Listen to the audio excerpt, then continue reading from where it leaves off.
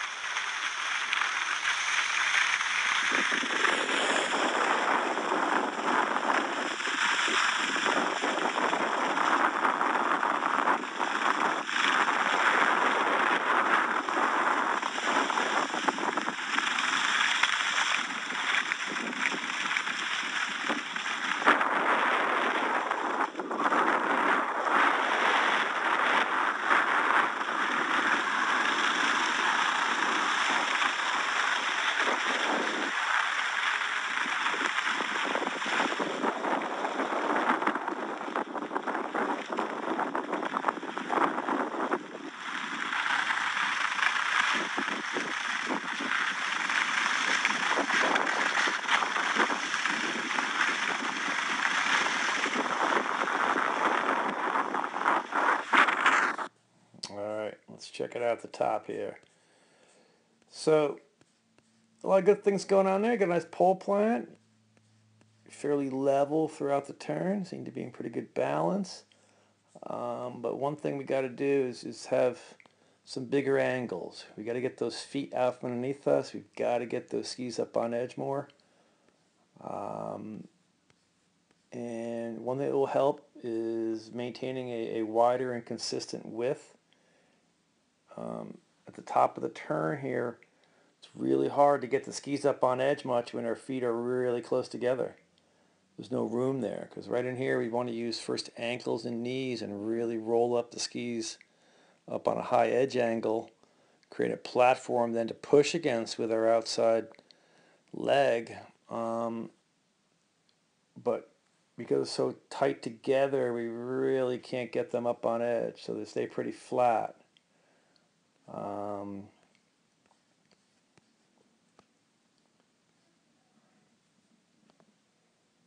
mean, that's a better width there, but right in there, and this turn you kind of held it a little bit better. I think the width, but overall, it gets really narrow, like right there. So really tough to roll the skis up on edge because we want to establish a nice high edge angle platform right there. And it's really hard to do. So you can see that inside ski is really flat.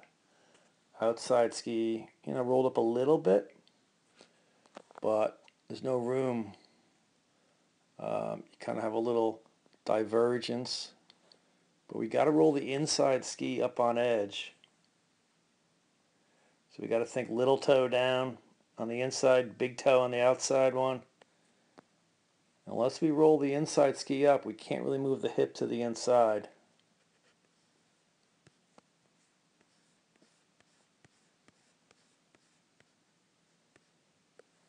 You can see pretty close together there, right?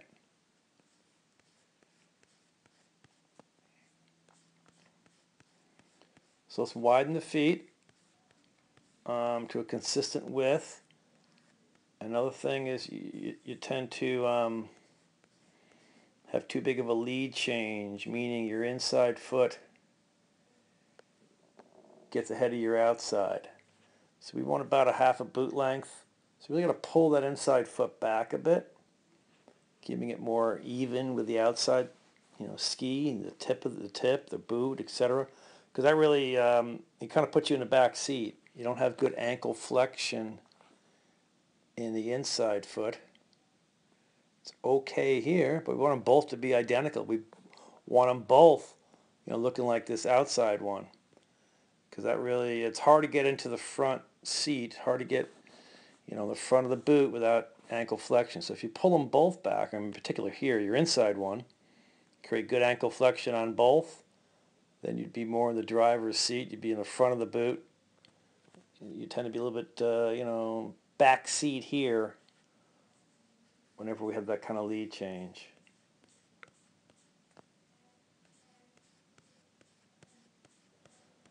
So we need some bigger angles.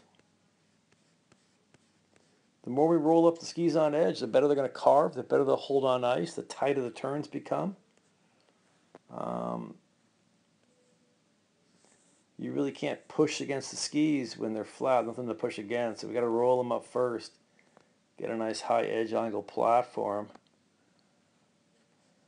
That's better width there. We just need the inside one rolled up because your knees come together.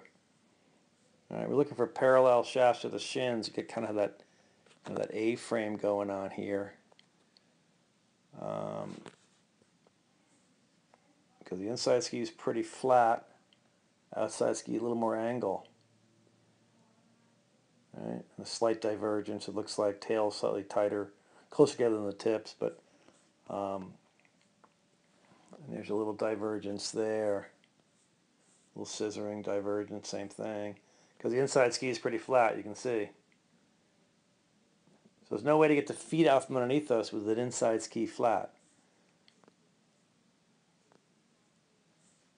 So in any event, to review, we want to, keep the feet a little wider, have a consistent width throughout the entire turn, particularly at the top of the turn.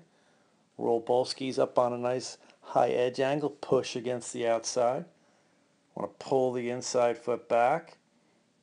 And in particular, want to make sure we don't have our knees together, so we got to get that inside ski rolled up on edge.